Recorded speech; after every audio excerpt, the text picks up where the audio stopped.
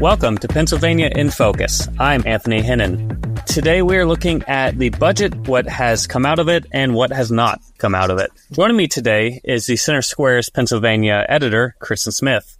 Kristen, what is happening? It's looking like we're having some parents disappointed that Lifeline scholarships once again did not make it through. Yes. So we spoke with Prentice Garrett earlier this week. She's a mom in the Harrisburg City School District. She moved up here with two of her sons last year to be nearer to family.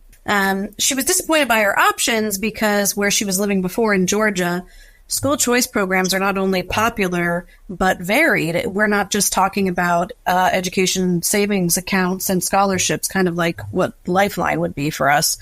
But also just the simple ability to move your child from one district school to another. You could also go to a charter school there, and it really wasn't a big deal in the sense that many parents participated, and it was just ingrained into their public educational culture.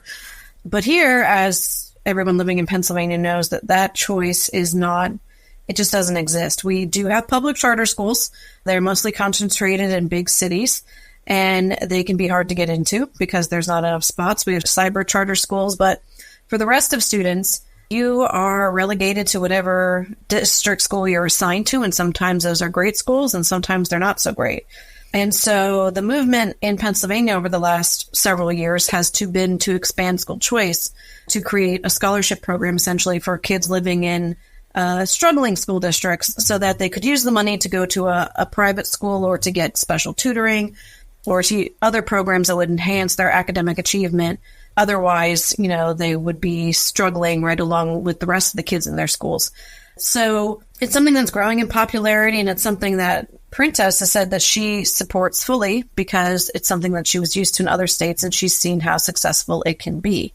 Of note, Governor Josh Shapiro has been supportive of Lifeline scholarships. Senate Republicans are supportive of Lifeline scholarships. Some Democrats in the House and the Senate are also supportive, but it's been really hard to get an agreement between House Democratic leadership and Senate Republican leadership, mostly because of the concerning impacts on traditional public schools.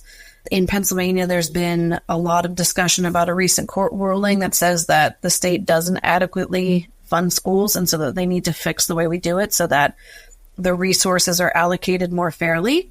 So that year, what this meant was that public schools got a lot of, I shouldn't say a lot of extra money, but a lot more money, and they were divided out based on these socioeconomic challenges.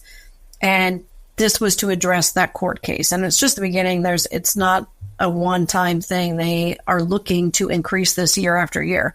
But, the scholarship program that a lot of parents are asking for was $100 million. That was nowhere to be found in this budget, and it wasn't in last budget. And so it's uncertain if and when it's coming.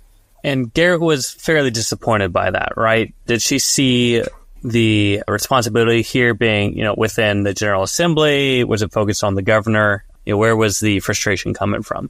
She thinks it's Shapiro's fault in the end because he is the governor and he should have worked harder to help Democrats and Republicans come to an agreement.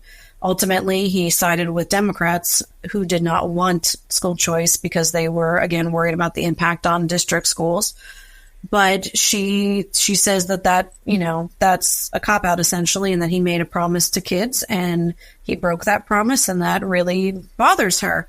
In her case, fortunately, and it's another reason that she's bothered by the whole situation, she was fortunate because she reconnected with a high school friend. His name is Joshua Robertson, and he is the pastor of a church in the city called Rock Church. And what's unique about Rock Church is they have a learning center, which is essentially their own private school in essence, that they don't charge tuition or anything, but they're an independent school, and they're small, and they tailor the curriculum to each child. And so they get a lot more one-on-one attention.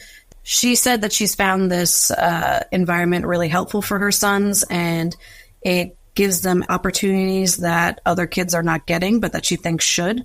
She's also had the experience of school choice in her own personal life. She grew up in Harrisburg, but when she was young, she moved from the city to live with her grandparents in a neighboring school district where they had a gifted program because Harrisburg didn't offer that sort of program for her. And because of that and the ability to go to a different school and use a different address, she was able to meet that academic need that she had. And so she said, not everyone is as fortunate to have parents like I have, or to have grandparents like I did, to give me those choices. And so it's high time that Pennsylvania follows suit with other states and does the same thing. Kristen, thanks for joining us today. Listeners can keep up with this story and more at thecentersquare.com.